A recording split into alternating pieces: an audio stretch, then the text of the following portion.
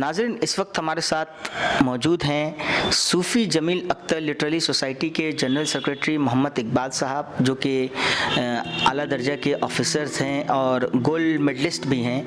आइए उनसे भी बात करते हैं। सर, आप लोग चूँकि फ़हीम अख्तर साहब लंदन में रहते हैं, जो कि पैट्रन हैं सूफ़ी जमील अख्तर लिटरेरी सोसाइटी के, सर वहाँ से लंदन से बैठकर कलकत्ता में एजुकेशन प्रोग्राम्स को लेकर के जिस तरीके से काम किया जा रहा है, आप लोगों का सर वो कोऑर्डिनेशन किस तरीके से रहता है और किस तरीके से प्लान होता है, थोड़ा कुछ मुख्तसर बताएं सर जरूर। सबसे पहले तो ये समझ लीजिए कि सूफ़ी जमील अख्तर लिटरेरी सोसाइटी, इसका क़याम 2007 में हुआ और मैं इस अदारे से तकरीबन 4-5 वर्षों से जुड़ा हुआ हूँ। इसी साल जनवरी में मेरा इंतखाब एज ए सेक्रेटरी हुआ और उसके बाद से, जैसा कि आप नाम से समझ सकते हैं कि ये एक अदबी अदारा है। फ़हीम साहब इसके सरपरस्त हैं जो लंदन में रहते हैं, उनका ताल्लुक़ खिज़िरपुर कलकत्ते से है। इस अदारे के सदर हैं जनाब मोहम्मद काजिम साहब, जो दिल्ली यूनिवर्सिटी के एसोसिएट प्रोफेसर हैं। नायब सदर हैं एस एम राशिद साहब, कलकत्ते से हैं। इम्तियाज़ गोरखपुरी साहब बॉम्बे से हैं। खाजिन जो हैं वो बाकर हसन साहब हैं और भी, और तमाम ज़्यादातर लोग कलकत्ते से ही हैं। कुछ हमारा अदारा, इसमें कुछ बैरूनी लोग भी शामिल हैं इस अदारे में, जैसे डॉक्टर विला जमाल साहिबा हैं, ज़ैनब सईदी साहिबा हैं और सलाम साहब हैं, ऐमन अंबरी हैं। ये ऐमन अंबरी साहब ओमान से हैं, साहिबा ओमान से हैं। सलाम हमीद साहब बांग्लादेश से हैं। तो इस तरह आप देखिए कि ये एक अदबी अदारा ये अब एक आलमी शक्ल इख्तियार कर गया, आलमी तौर पर इसकी एक अपनी पहचान बन गई है 2020 में। और इंटरनेशनल तमाम जो लोग हैं, शख्सियत जो है, सब जुड़े हुए हैं। ये तमाम लोग जिनका नाम मैंने आपको बताया, ये तमाम लोग इस अदारे से जुड़े हुए हैं। 2020 में ऑनलाइन हम लोगों ने काफ़ी अदबी प्रोग्राम किए हैं, इसका तज़किरा फिर कभी।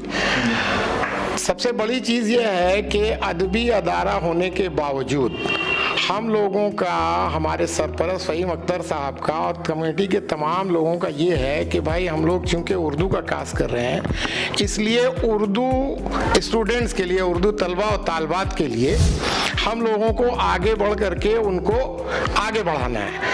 अब इस सिलसिले में आपको एक बात बता दूं कि गार्डन रीच पीस मूवमेंट एक ऐसा अदारा है गार्डन रीच का, जो सही मानों में पुरखुलूस तरीके से बेलौस खिदमात अंजाम दे रहा है। मुख्तलिफ मुहाज पर वो लोग अपना काम कर रहे हैं, लेकिन हमारे अदारे का अपना एक मोटो है कि जो लोग, जो अदारे तलबा और तालबात की फलाह और बहबूद के लिए जो प्रोग्राम कर रहे हैं, उनमें हम उनका भरपूर ताउन करें।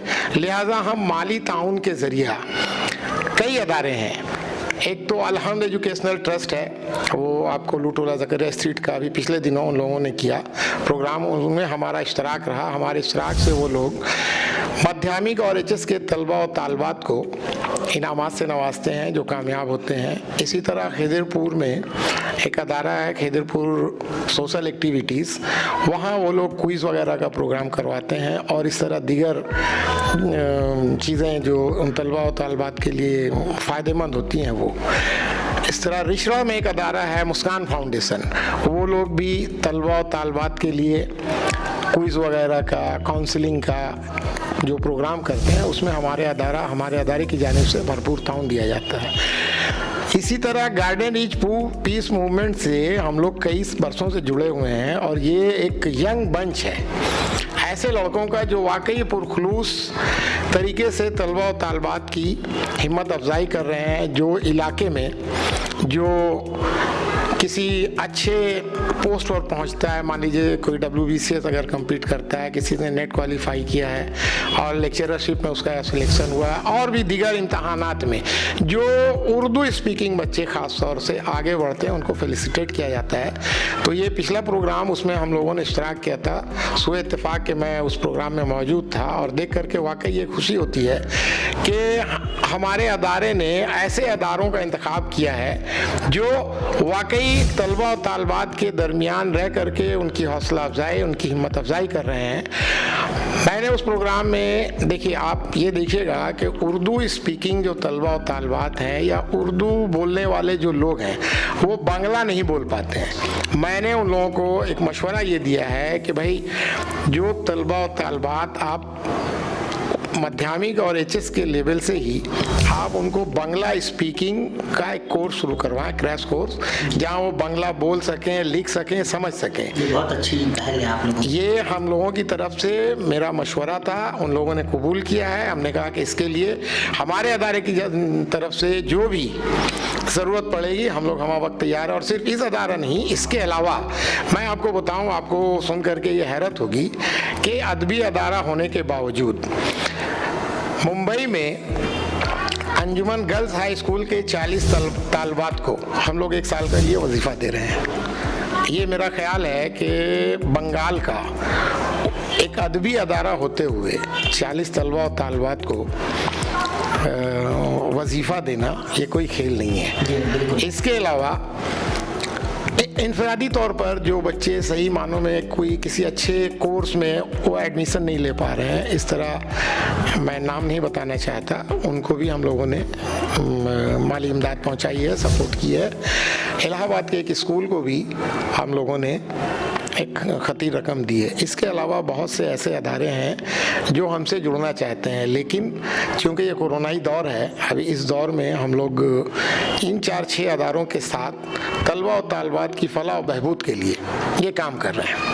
और इसके लिए मैं जनाब फ़हीम अख्तर साहब लंदन का शुक्रगुजार हूँ कि उन्होंने एक ऐसी टीम का इंतखाब किया है जो वाकई, देखिए वो लंदन में रहते हैं। हमारा एक सालाना प्रोग्राम होता है जो सूफ़ी जमील अख्तर लिटरेरी अवार्ड के नाम से दिया जाता है। वो आलमी पैमाने पर जो लोग उर्दू अदब के हवाले से एक बड़ा नाम, बड़ा काम किए हुए हैं, उनको हम देते हैं।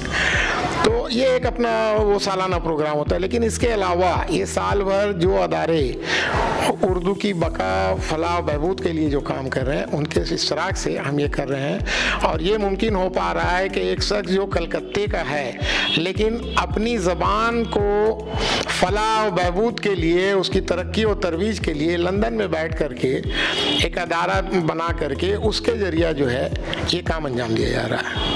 ये इनका बहुत बड़ा कारनामा है फ़हीम अख्तर साहब का। इनको आपने देखा होगा, उनके कॉलम आते हैं हर हफ्ते अखबार मशरिक में। इसके अलावा वो अफसाना निगार भी हैं, नज़में, गज़लें वगैरह तो आती ही रहती हैं, फेसबुक पे लोगों ने देखा भी होगा।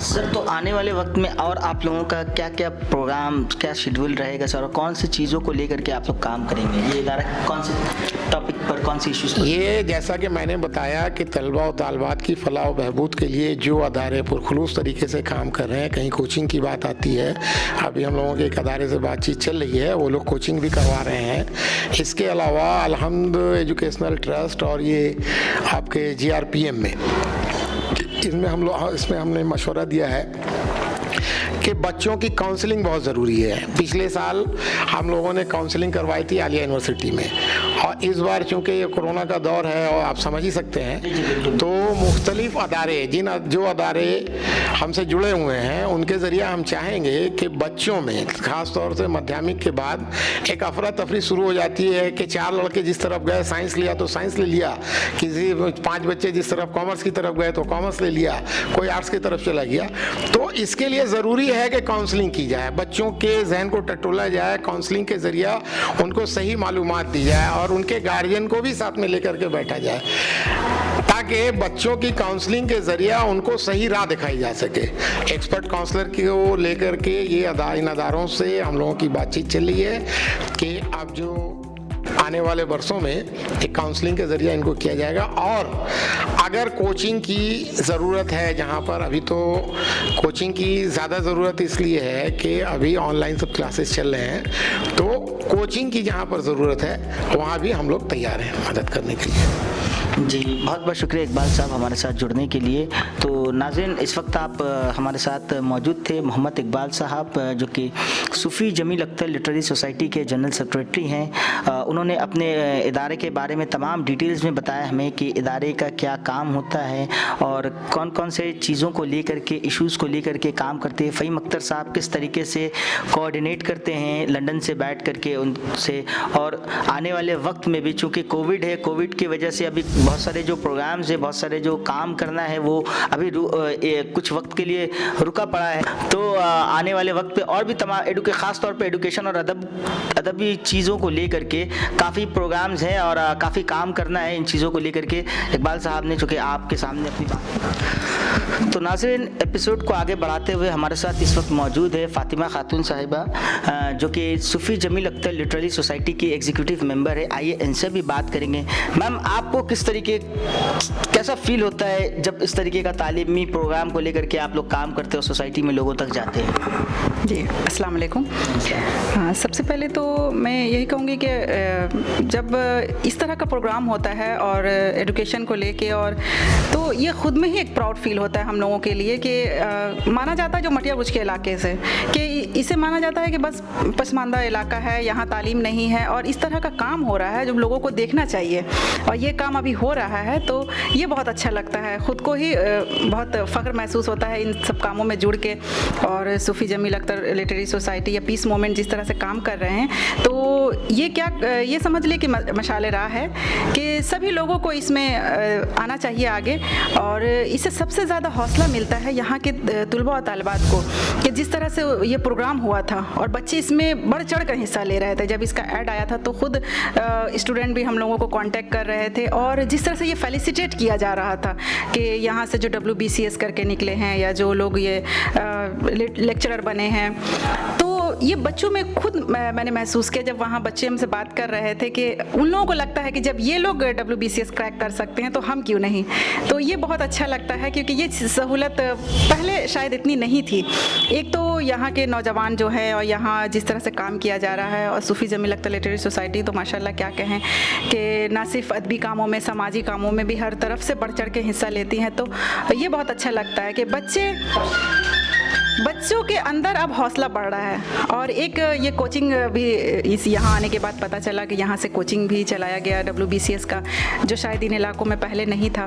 तो अब बच्चे महसूस कर रहे हैं कि हाँ, हम अब हम लोग भी तरक्की कर सकते हैं, और उनमें हौसला भी बन रहा है। और जिस तरह से उन लोगों को हम उस दिन महसूस कर रहे थे जब ये प्रोग्राम हो रहा था और बच्चे आके बोल रहे थे, तो उनमें एक बोलने की कैपेसिटी आ रही थी जो सबसे ज़्यादा, हाँ, बोलने की सलाहियत। क्योंकि सबसे ज़्यादा हम देखते हैं कि बच्चे पढ़ तो लेते हैं, लिख लेते हैं, लेकिन बोल नहीं पाते, और जिसकी वजह से क्या होता है कि जब इंटरव्यू फेस करते हैं, ख़ास तौर पे हमारे कौम के बच्चे, क्योंकि ये तो मैं और किसी की बात नहीं करूँगी, क्योंकि बंगला मीडियम हो या इंग्लिश मीडियम हो, वहाँ पहले ही से उतना ये कर दिया जाता है। तो और ये इन लोगों को तो उस तरह से तैयारी नहीं मिलती है, या फैमिली समझिए कि उतने वो माहौल भी नहीं मिलता है। हाँ, माहौल नहीं मिलता, या माँ बाप भी, अब हम लोगों के इसमें है कि पहले उतने पढ़े लिखे नहीं थे, तो कई गार्जियन ऐसे हैं तो वो उस तरह का नहीं। लेकिन ये जब प्रोग्राम में उन लोगों को देखे आके, भले कुछ भी लेकिन बोल के गए और या सवाल जवाब वो करके गए, तो ये उन लोगों में मैंने देखा कि महसूस किया कि हाँ, हिम्मत आई। अब वो लोग कह रहे थे इस बार नहीं जीते, अगली बार हम लोग ये करेंगे। ये बहुत अच्छा, बहुत ये